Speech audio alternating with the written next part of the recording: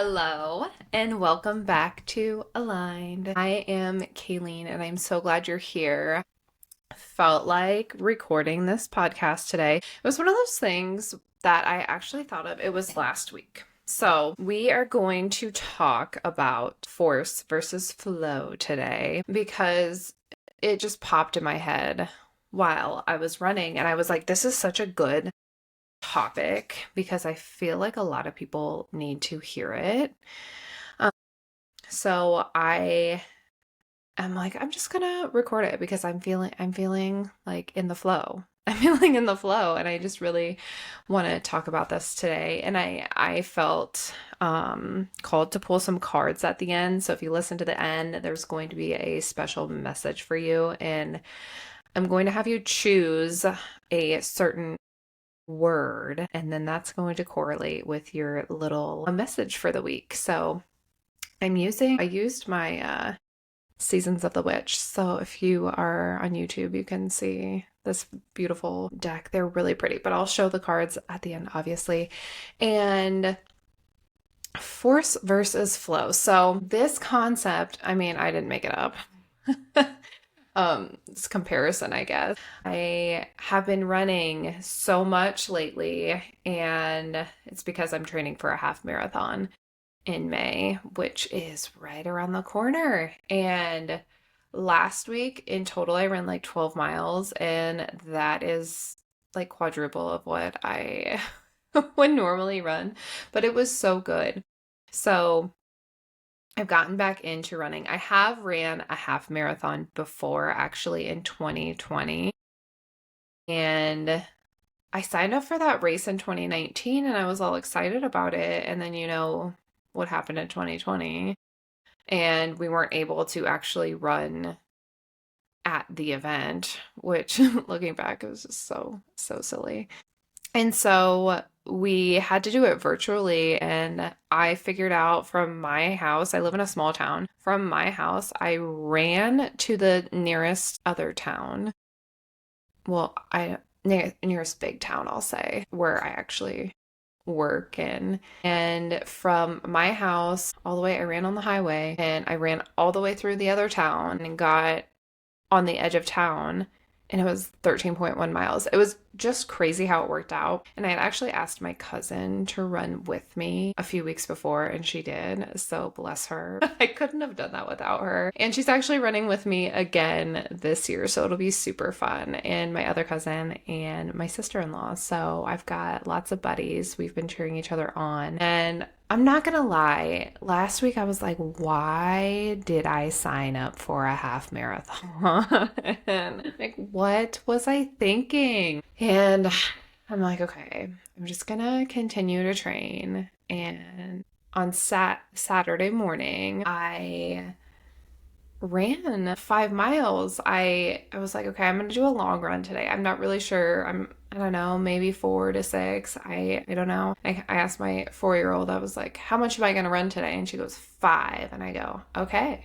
I'm running 5. So I'm like, okay, I'm gonna do this. And I had to, my town I live in is very small, so I had to run on like every single road. And I made it. I got to 3 and I was like, okay, I can do this. I can keep going.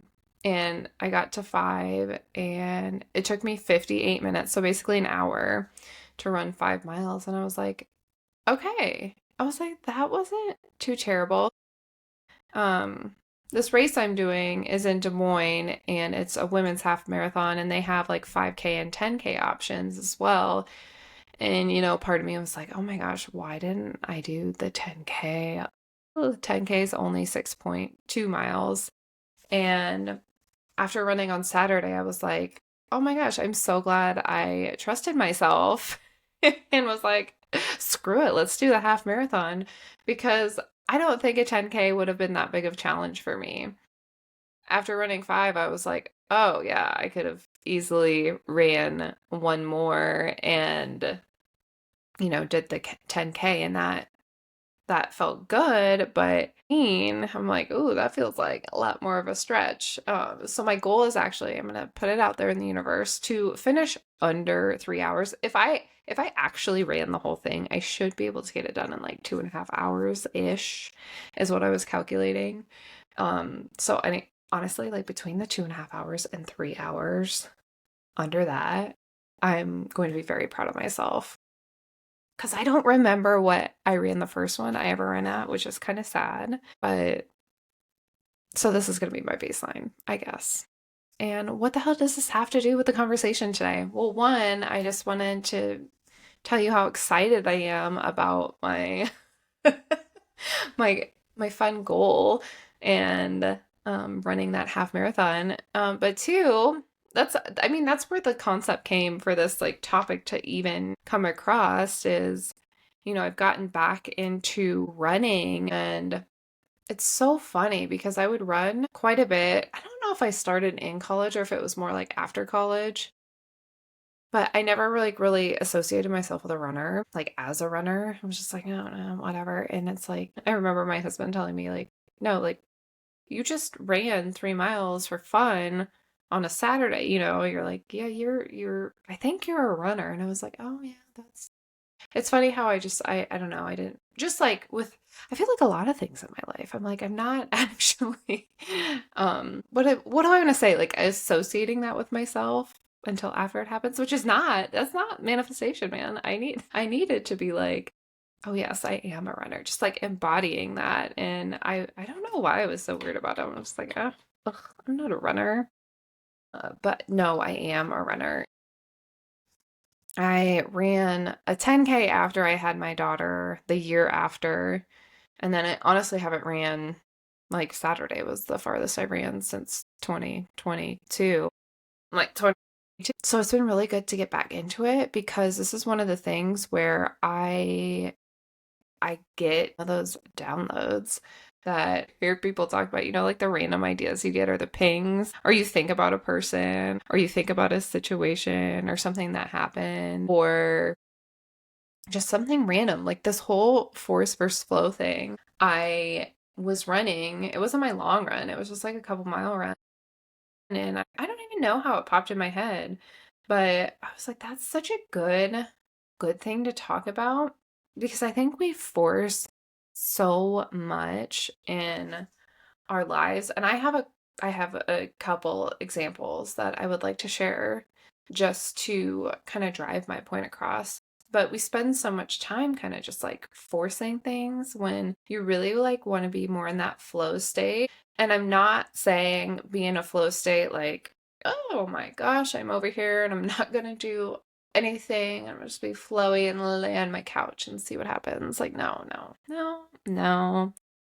If we're aligned with our higher self, we're taking some aligned action too, my friends. That's how it goes. I'm sorry. I don't I am going to stick by that. You have to do something if you want to change things. And even if you want to be in that flow. So like for me, like I feel like I'm in like and do this for yourself too. Like when do you feel like you're in a flowy state? Like when things are you like a morning gal and you're just like, okay, I'm loving this? Are you more like perked up in the afternoon, evening, whenever that be, or like whatever you're doing? It doesn't have to be like sitting and meditating. Maybe that's not your flowy state. Maybe it's cooking, maybe it's baking, maybe it's dancing, maybe it's running, maybe it's what else do people do? I don't know.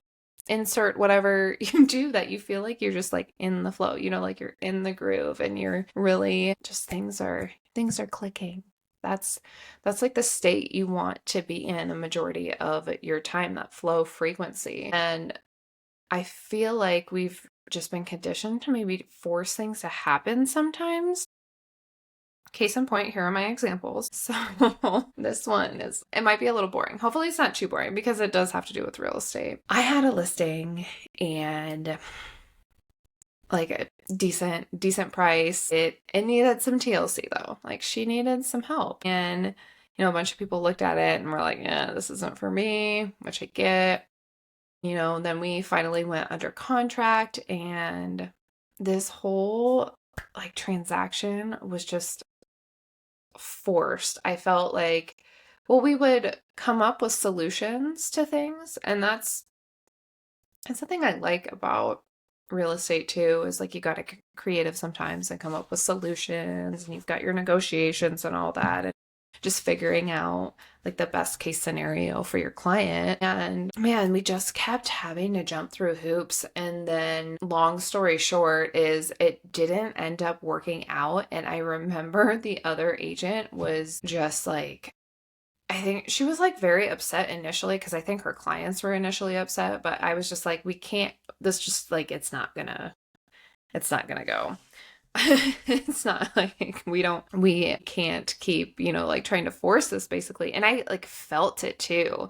And I feel like my seller felt it as well because he was feeling a little bit pressured and things just didn't pan out with that. And this other agent was like, you're never gonna get this price and blah, blah, blah. And you're not gonna, just like, I'll try kind of a little bit getting in my head. And I'm like, no, it's gonna be fine. Like me, positive thinker.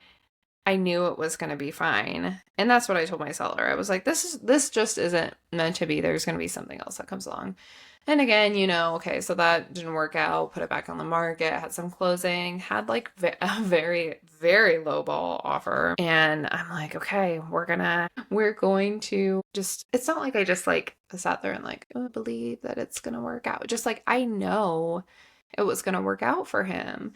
And I just think having that intention behind it really truly helps. And yes, we ended up closing and I don't know, he ended up getting, I think, like 6,000 less than that initial transaction or whatever that we had ended up canceling. But this, I mean, there were still a couple hoops to jump through. But I just like knew it was going to work out and it just felt like more flowy and it just wasn't forced. Like it was, I'm like, okay, this is it. And we got it done. And I was so happy for everyone involved just because it worked out. It, it was just a good example. Like that was the first thing I thought of when I was thinking of this concept of like, where's a situation or something that happened in my life that was like really forced, but besides like, okay, we go on the other end of things and we're gonna just like not hang on for dear life. I made a reel about this the other day. It's just like when you kind of just like let go of the reins a little bit and not have to control every single thing, like it's gonna be okay. You just have to know. You have to know and trust that it's going to be okay. And that goes just like I'm sure you can, like, after hearing me talk about this, I'm sure you can think of situations in your life. And for me personally, just like with like career, I feel like I was always forcing the next thing or like what I needed to do to really be happy.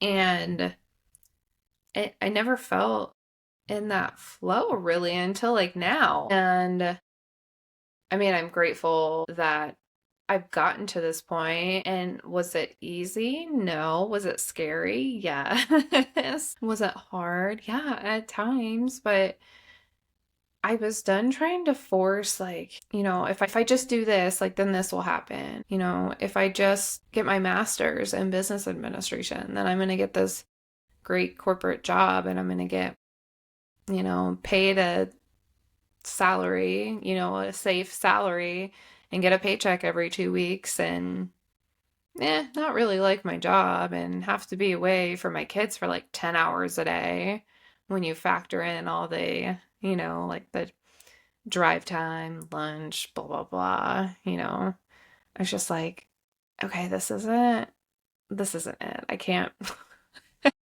I can't do this anymore. I need to, do something else.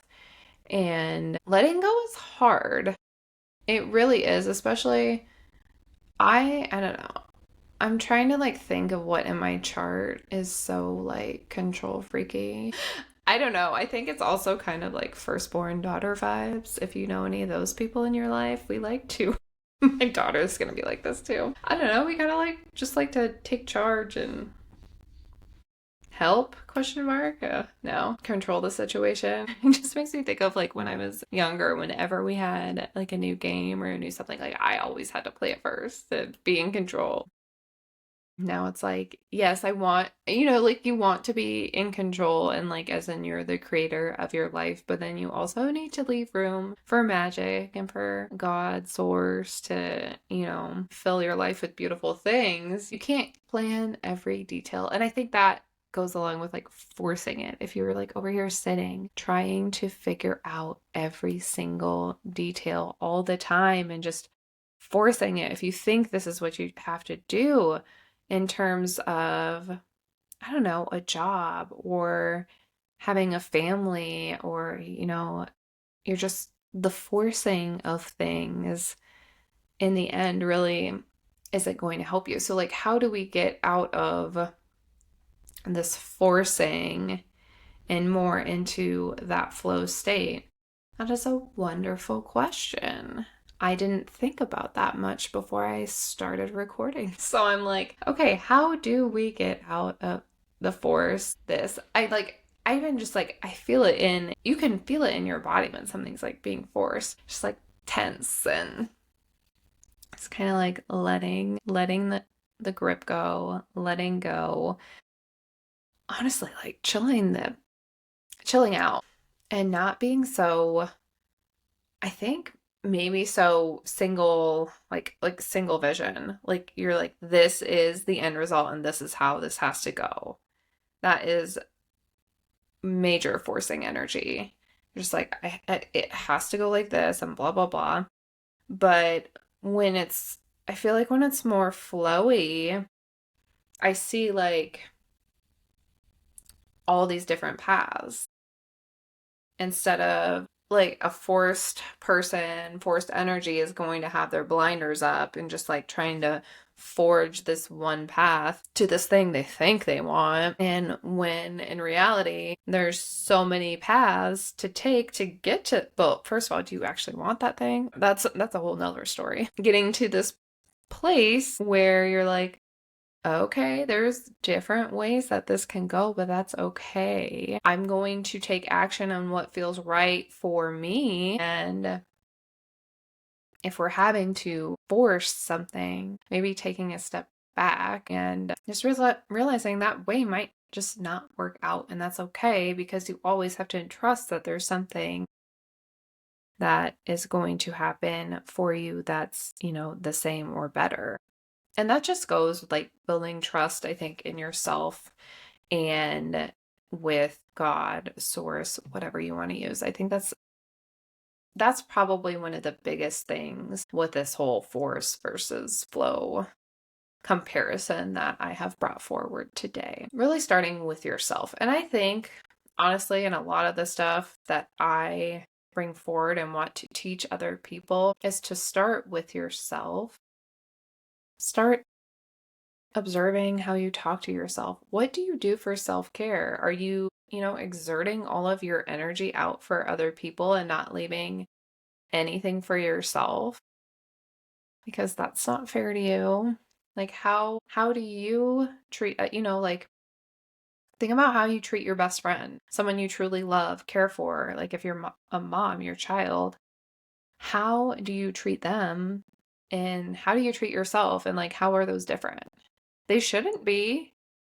You should be like priority numero uno, number one. Like, you should, because the more your cup is filled, in turn, like the better person you're going to be. And I really feel strongly about that. I really do. So look in the mirror. Trust me, I tell myself this all of the time. So,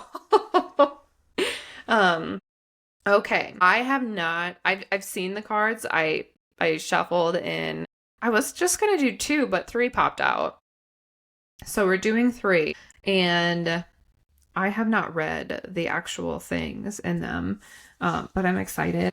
Like I said earlier, I'm using my Seasons of the Witch deck. So it's like a very springy vibe and I love it. Okay, so I just want you to take a couple of deep breaths.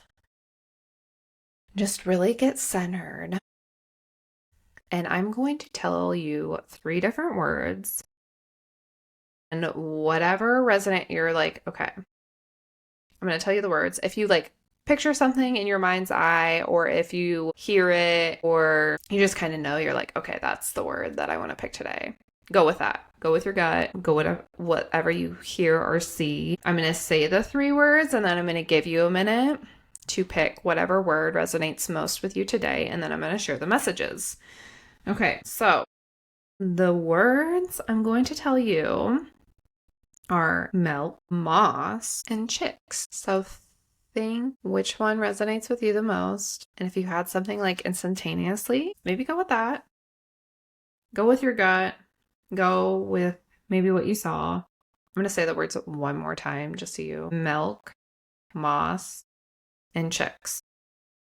So if you pick the word milk, your card today, your little message is actually the moon milk card. It is so pretty. There's nothing like the medicine that comes from the ritual of yourself. Okay, this should be good. I've never pulled this one before. I'm so excited. So excited to share it with you. I've pulled the other 2. They are good. Oh my gosh, relaxation, peacefulness, grounding rituals, and stress relief. Moon milks are a warm, soothing, grounding, and nutritive rich drink used as a way to unwind at the end of the day. They are traditionally plant-based and can be customized with various herbs, spices, promote sleep, better digestion, increase immunity, all good things. So, in their addition to their contribution to better welfare, they are incredibly comforting. Having a daily moon milk ritual or grounding ritual of any kind will give you something to rely on, especially during those times when it feels as though many things are beyond your control. These are the moments you can manage by deliberately creating any type of mood or environment that supports your well-being. You are being guided to prioritize more moments of traditional self-care. Oh my gosh, I love this when I pull cards and then it's like, holy shit, that's what I just talked about, guys. Things such as sleep, eating foods that are rich in vitamins and minerals, meditation, drinking more water. That's me right now, drinking more water. And gentle but restorative movements are all supported in pulling this card. This is your invitation to turn your focus on yourself, listening to your body and your current needs. Additionally, you are encouraged to establish a practice of returning to your bliss and peace of mind. You may consider taking a mental health day to recharge yourself. So if you picked milk, you better do some self-care. Schedule it this week. Don't make excuses. Just do it. Moss. Moss is our Irish moss card. And then at the bottom it says, may you feel nourished in all ways as a turning of luck is coming. Ooh, so you guys that picked moss, positive change in luck, financial abundance, and rich nourishment. Say a silent prayer of gratitude for a rebirth of your abundance is soon to come when the Irish moss card appears. Growth, expansion, and support are expected in the coming days and months as it relates to your specific question. There is nothing more for you to do at this time but trust in the coming change of circumstances. This is not a once-in-a-while turn in your favor. What begins as a trickle of prosperity will soon expand to what it seems like unlimited increase that will sustain you for some time to come. It signals a complete realignment of your wealth consciousness on a much deeper level than you have ever experienced. The most obvious way Irish moss can manifest in your life is through money, but it by no means is limited to your finances. This card symbolizes a positive outcome and affirmation no matter the subject of your question. It's as though you have the Midas touch. Projects started from this point forward will move quickly. New opportunities and love interests will go out of their way to find you, or existing relationship will be infused with fresh vitality, understanding, romance, and connection. Finally, the most subtle but perhaps important way this card may appear is through the abundance of self-energy. You will feel more abundant either through physical resources, ideas, creativity, freedom, vitality, or through self-love. Oh my gosh. What's the theme of the podcast? It's self-love. And the last one, the chicks card, I love this card too. You very kind, sweet people picked this, I know. There is no greater power than the light that lives on lives on through acts inspired by the heart. So the chick card is a confirmation of your good nature, sending out positive vibes and attracting the right kind of people. Baby chicks are often associated with innocence and purity, and seeing one in a dream or throughout your day serves of a reminder of good nature. Regardless of your goals, mistakes, dreams, or hardships, there is so much goodness and value in your spirit. You are a soul of great worth and have many gifts that can positively contribute to humanity. You have pulled this card to remind you of the purity of your heart. There is a part of you that is free from the pain and misfortunes of life, innocent as a baby chick. You might know this as being your inner child or true self. It's the part of you that the part of your being that pushes you to see the wonder in the world and the good in other people. You are encouraged to approach your situation from a place of trust and kindness. Remember your pure heart and fight meanness with compassion, lies with truth, anger with cheer, and negativity with optimism. Beautiful cards. I hope that whatever message you got, you really resonated with today. And thanks for sticking along this long and listening. Next week will be a guest episode. It actually will be a guest episode. I don't know if I lied on the last podcast and said there would be a guest. No, there actually will be one next week. So it's going to be super fun. I think I said that the last time. And you guys, I'm sorry. I pushed it back. I just felt I was in the flow. I had to change it up. So this is what needed to happen because I'm sure people needed to hear these messages for this week. So again, as always, thank you so much for listening. If you want to connect, there is information in the show notes, and we will see you next time.